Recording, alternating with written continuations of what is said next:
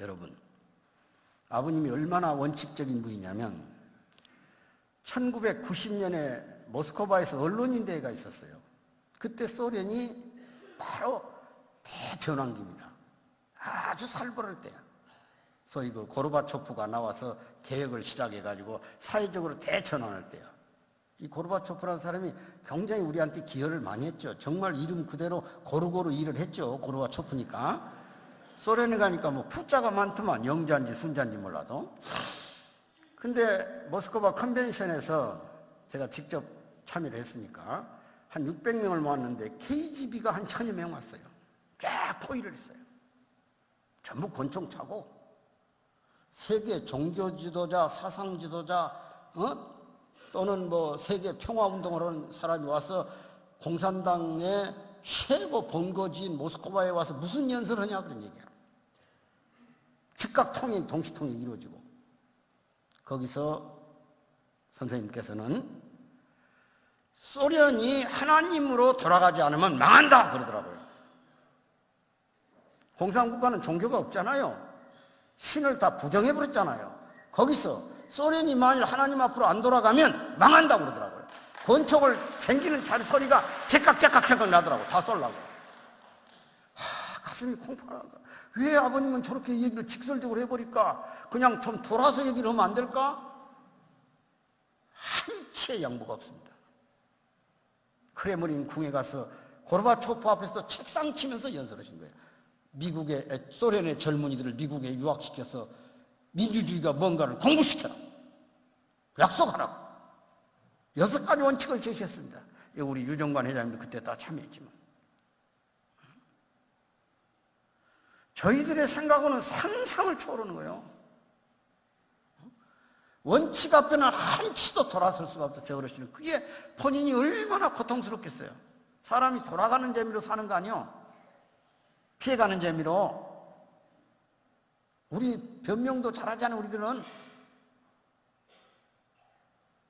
거기서 저는 원칙을 살아가신 어르신 얼마나 섭리 앞에 고통스러웠을까. 요즘 생각해보는 거 요즘 싼자. 근데 그 다음에 북한을 갔잖아요.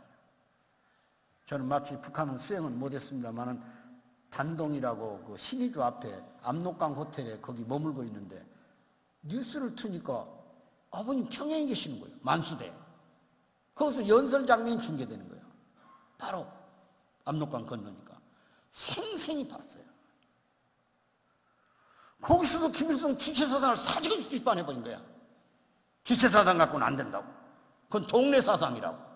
내 통일사상 가져야 된다고. 그때도 경호원들이 꽉 찼더라고요. 야, 누구라도 권총을 쏴보면 어떨까?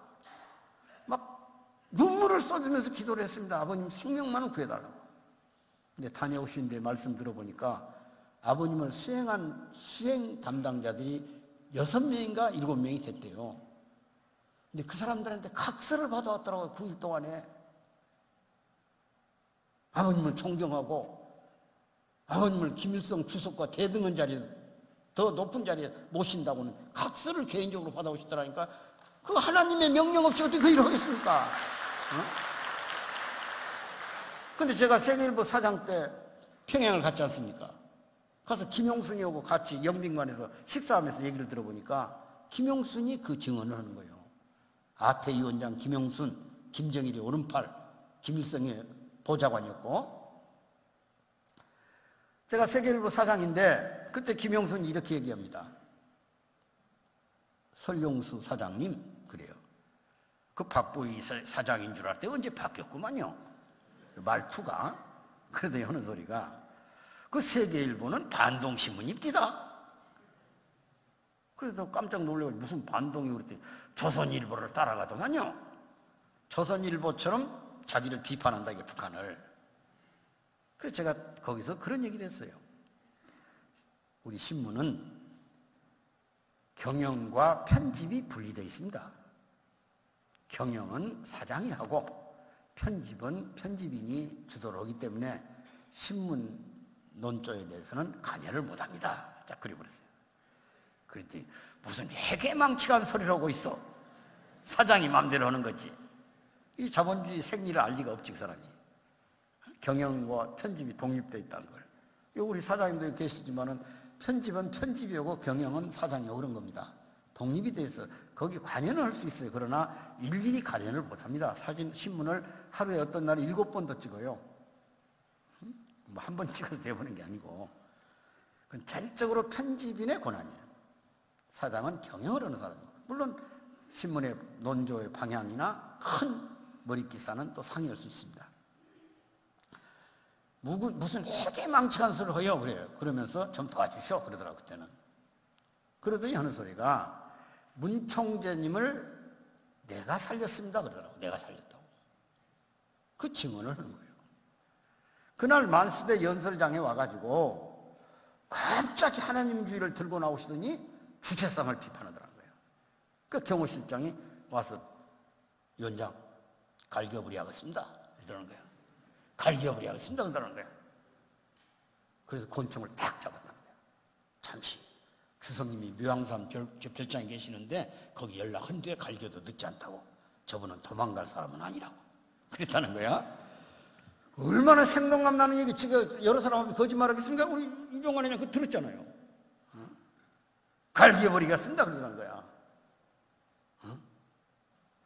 그때 나가서 전화를 했다는 거야. 김일성 주석 앞에. 위원장,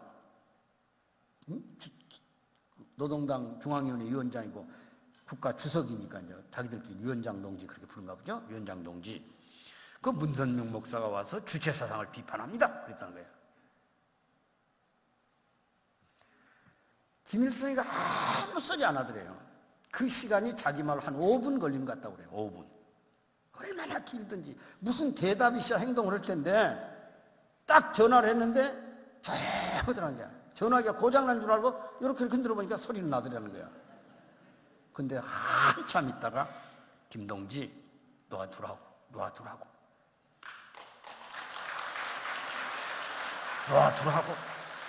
식은땀이 쫙 나더랍니다.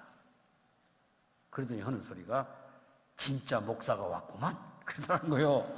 진짜 목사. 왜냐하면 웬만한 목사들 아부하거든 와서. 뭐 빌리그레함이니 뭐니 참 문익환 목사니 아부하거든 와서. 비유 맞추이라고. 근데 정확한 얘기를 하셨잖아요. 하나님 주의하면 안 된다고. 주체사상은 경계를 못 넘어간다고. 원칙 앞에는 목숨을 내놓고도 양보하신 어르신입니다. 그거 동의 안 하십니까? 기가 막히더라고요. 그러면서 자기가 식은땀이 쫙 빠지더래요. 그래서 와가지고 경호실장을 불러다 놓고 권총 장구라 주성님께서 다 허락하셨다고 그래 버렸다는 거예요. 노동신문 기자가 와가지고 아버님 앞에서 인터뷰를 하는데 하나님이란 말만 빼자고 그랬어요. 소리를 지른 거야, 아버님. 그따위 신문 무슨 신문이야?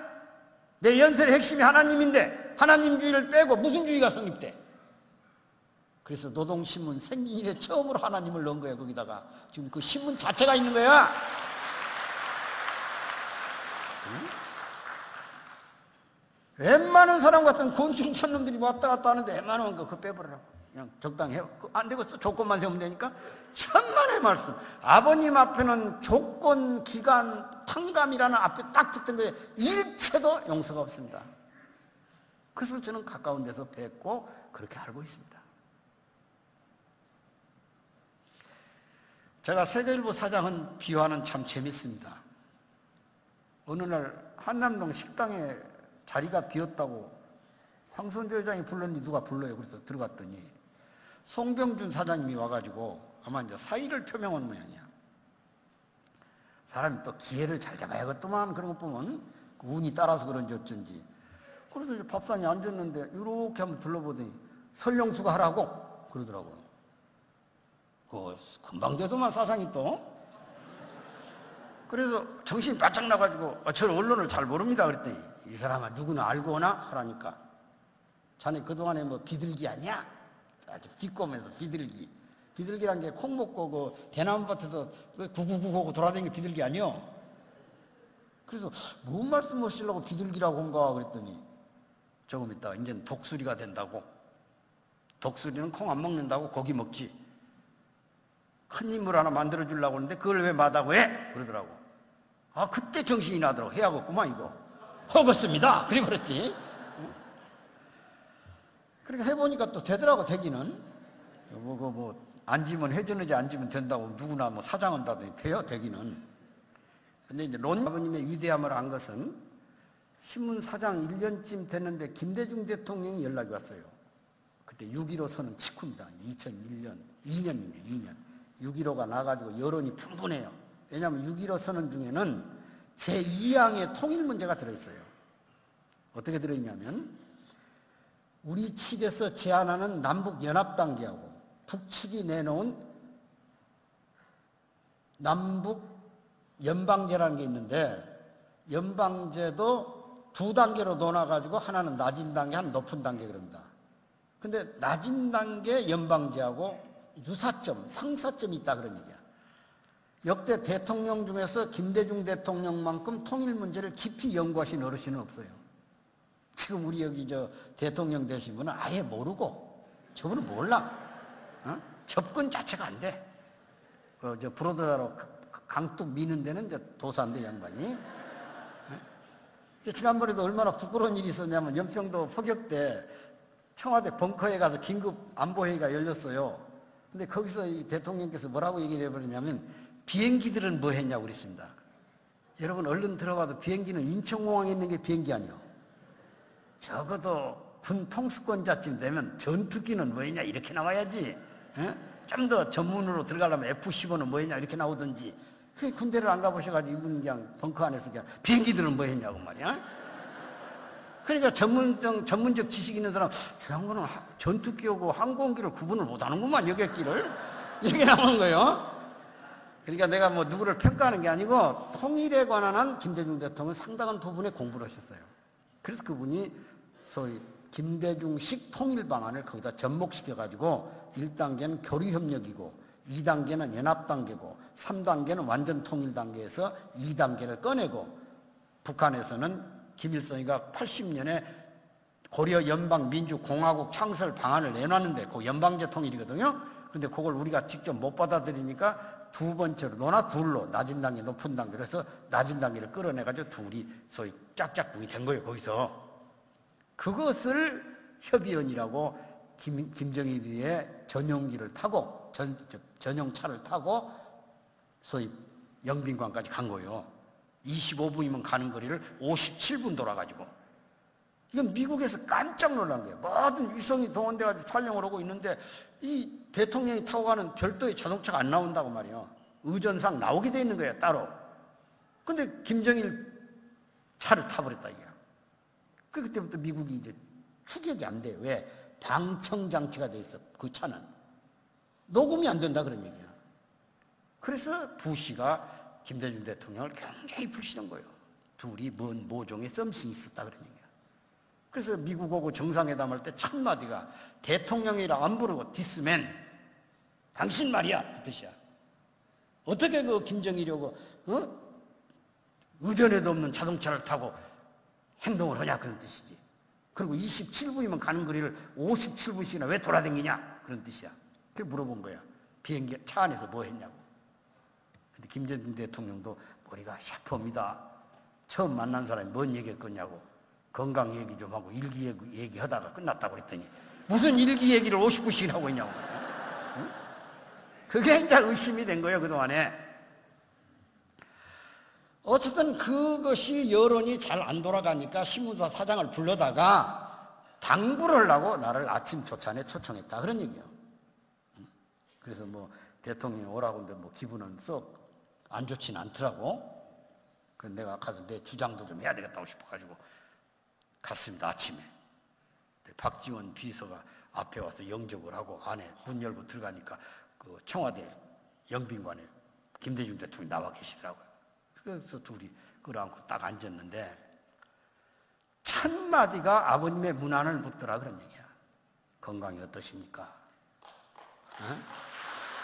저는 한 나라만 관리하는데도 이렇게 머리가 아픈데 그 어르신은 지금 선교국가가 한 200개국 된다요, 그러더라고. 그래서 제가 구체적으로 205개 나라입니다 그랬어요. 그랬더니 아이 좀 불어났나요? 또 그러더라고. 그래서 그 어르신이 이제 앉아서 얘기를 하는데 자기 얘기만 쫙 하는 거예요. 자기 얘기만. 그래서 내가 너무 깊이 들어가서 얘기를 하길래 아침은 언제 먹습니까? 그랬더니 시계를 보더니 한 5분 후에 먹습니다 그래요. 그럼 내 얘기 할 시간 없잖아요. 그래서 내가 눈을 부릅뜨면서 저도 대통령께서 하신 시간만큼 주십시오 그랬어요. 한 40분을.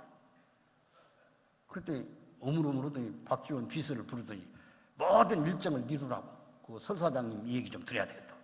그래서 40분 보장받아가 내가 시작한 거예요. 원리적 관점에서 통일을 어떻게 할 것인가. 그 얘기를 할 시간은 없어요 지금. 쫙 듣더니 자리에서 딱 이렇게 얘기를 하시더라고요. 강연 잘한다는 말은 들었다는 거야. 연설 잘한다는 말은. 근데 논리 체계가 정확합니다. 미래를 예측하고 있군요. 이렇게 나와버리더라고. 이 양반이 원리 앞에는 감동을 하더만. 그러더니 전복죽으로 하자고. 그거 괜찮더만 맛이. 전복죽 괜찮잖아요. 번죽집에 가도 전복죽 제일 비싸더만 내가 보니까. 맛있게 먹고는 나오려고 하니까 노벨학회에서 그때 노벨상 받은 그 애입니다. 선물을 기념품을 가져왔어요. 그걸 딱 저를 하나 주면서 사장님은 뭐라고 써놨냐면 세계일보 사장 설용수 귀하 대통령 김대중 이렇게 썼더라고요. 그 제가 이걸 받으면서 이걸 우리 문선명 총재님에게 전해드리겠습니다 그랬어요. 그랬더니 머리 빠르더만 박지서 그 문 총재님 건 따로 있잖아 그거 가져라고 그러더라고. 이거 순간적으로 대통령 하려면 그 정도는 알아야겠더만. 이남 기념품을 가져왔어요. 뭐 시계, 뭐 앨범, 또 우편 막 해가지고 어머님 것까지 딱 해가지고 한 세트를 갖고 왔어요. 그러더니 거기다 쓰더라고요. 문선명 총재님 귀하. 그리고 위에다 대통령은 안 쓰고 김대중 쓰더라 이거야. 놀라운 일입니다. 내 앞에는 대통령을 분명히 썼는데 우리 아버님 앞에는 안 쓰더라 이거야. 응? 확실히 큰 인물을 알아보더만요. 우리가 아버님을 잘 모르지. 저는 늘 평양을 갈 때마다 참 미안한 마음이 듭니다. 북한 사람들이 김일성에 대해서 그 충성심, 절대 신앙, 정말 신앙이야. 제가 어느 날 창광산역이라고 지하철역이 에스컬레이터를 160m를 타고 내려옵니다. 평양 지하철은 냉난방이 없습니다.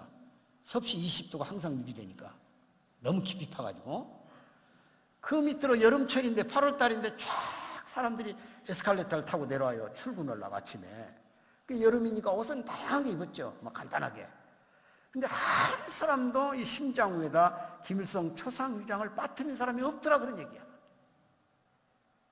과연 우리 식구들이 오늘 아버님, 부모님의 존영을 가슴에 담고 다니는가? 우리가 부끄럽더라. 나는 거기 가면 신앙을 배웁니다. 또 어떤 사람이 손 들더니 당신은 갖고 다니냐고 해서 난 너 가지고 다닌다 이렇게. 응? 저도 심장 위에다 모시고 다니는 거죠. 지갑이 심장이니까. 왜 심장 위에다 김일성 초상휘장을 모시고 다니랍니까? 주체 철학에는 생명이 둘이 있잖아요. 하나는 부모가 준 육체적 생명, 또 하나는 김일성 주석이 주었다는 정치적 사회적 생명이 있어요. 사람은 욕심덩어리로 태어나서 물질적 존재인 건 틀림없지만 모든 물질 가운데 사람은 고유하다는 거 아니에요. 김일성 주체 철학에서 김일성 주석이 생명의 가치를 찾아줬다는 거야. 모든 것의 주인이고 모든 것을 결정한다고. 그 중에 핵심이 세 가지야. 하나가 주인의식이 있고 자주의식, 또 하나가 창조의식이 있고 그 두 가지를 밀어붙이는 사상의식을 가르쳐 주었기 때문에 사회 변화, 역사혁명 이런 걸 해낼 수 있다는 거야. 인간답게 사는 자리를 주체 되시는 어버이 수령이 주셨으니 목숨을 주었기 때문에 어버이고 그 어버이는 육신의 목숨보다 더 위에 있기 때문에 육신이 지고 있는 모든 기관 중에서 가장 중요한 기관, 폐도 잘라내고 간도 잘라내고 대장, 소장 다 잘라내고 살지만은 위장도 잘라내고 살지만 심장은 건들면 죽으니까 이 심장 위에다 모시고 다니는 거예요. 나는 항상 북한을 갈 때마다 부끄럽더라 이게 우리가. 과연 부모님에 대해서 경외하는 마음이, 그 절대적 그분에 의해서 우리가 생명을 부활받았다는 그 감사한 마음이 있는 것인가.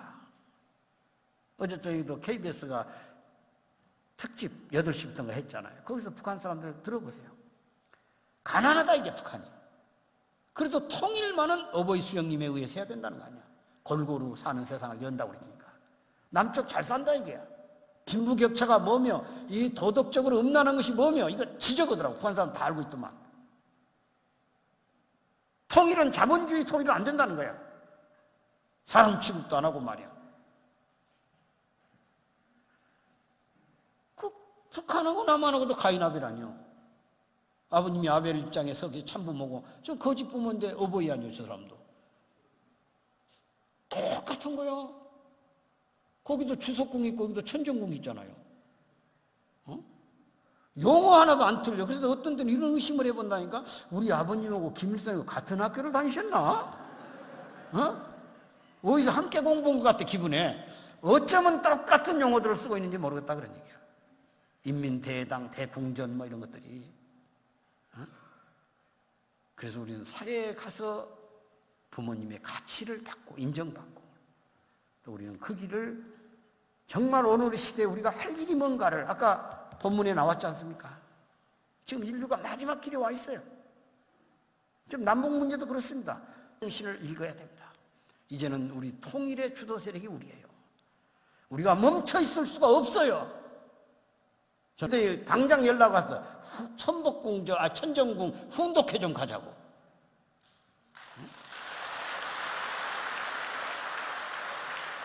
나 거기서 우리 평화대에서 양천구 협회장 최우지 씨인가 그분도 만났구만. 그 쉬운 게 아닙니다. 지금 제가 통일교육협의회 통일부 산하에는 상임위장을 맡고 있어요. 66개 단체가 가입돼서, 원래 102개 단체인데 그 극좌파들이 좀 나가가지고 66개 단체라니까 뭐 동네 잔치가 아니에요. 민화협이 거기 들어와 있어요. 민화협 200개 단체가 들어요. 민화협. 자유총연맹이 들어와 있어요. 새마을중앙회가 들어와 있어요. 민족통일중앙회가 들어와 있어요. 우리민족 서로돕기가 들어와 있어요. 회원이 1000만 명이야. 1000만 명. 거기서 당당히 상임위장을 연임해 서고 있는 거야. 선거에 서는 거예요. 그냥 뭐 누가 임명해 서는 거 아니야. 그렇기 때문에 통일교육의 방향을 제시할 수 있는 거야. 내가 세계일보에서 인터뷰 요청을 했길래 앞으로 통일은 새로운 사상이 나와야 된다 이렇게 썼더니 그 기자가 그냥, 저는 그렇게까지 정확하게는 안 했는데 그냥 정확하게 써버려. 새로운 사상으로 통일을 해야 이렇게 했다고 소감에다가 신문에다 내버려. 통일부가 난리가 난 거야. 정부 산하에 있는 통일교육협의회 상임위장 사람이 새로운 사상이 나와야 된다고 통일됐다니 그 사상은 누구 사상이요? 그래서 정책토론회가 열린 거야. 근데 현인택 통일부 장관이, 우리 유정관 회장도 알지만 세계일보 평화아카데미에서 강사를 받고 강의했던 사람이거든. 그러니까 거기서 한참 있다가 한 30명 모인 간부들 앞에 얘기했다는 거냐. 그 사람들만 갖고 있는 사상이 있으니까 신경 쓰지 말라고. 얼마나 기분 좋아.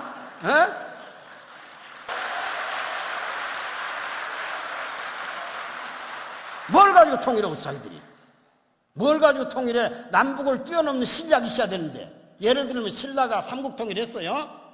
그러면 신라 법흥왕이 무슨 실력을 하나 꾸며냈냐면 잡다한 잡신을 모시는 종교가 31개 있었어요. 신라시대에. 자, 고구려는 대륙을 지배했고 백제는 서해바다에서 중국 땅을 관리했어요. 거의 다 영향을 줬어요. 일본은 백제 영향이 있었고, 그 당시에 신라는 경주를 주지 않고 고립된 나라야. 그 나라가 통일을 주도하는 거야. 왜? 정신세계에서 앞섰기 때문에. 정신세계에서.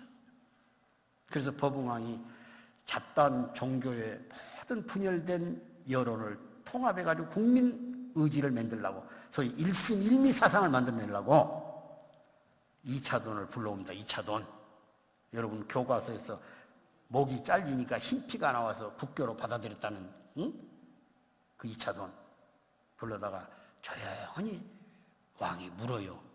단둘이. 부처의 가르침이 뭔가. 그러니까 2차돈 얘기하기를 크게 2가지를 배웠습니다.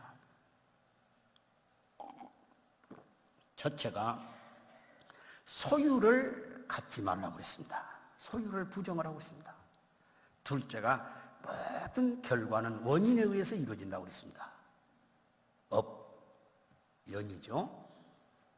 그래. 그럼 나라가 지금 국론이 분열돼 가지고 하나로 통합을 해서 통일의 길을 열어가야 할 텐데 출중한 김유신이 있고 김춘추가 있어도 국민의 정신이 뒷받침되지 않으면 갈 길이 험하잖아. 그래 자네가 부처의 가르침을 행할란가?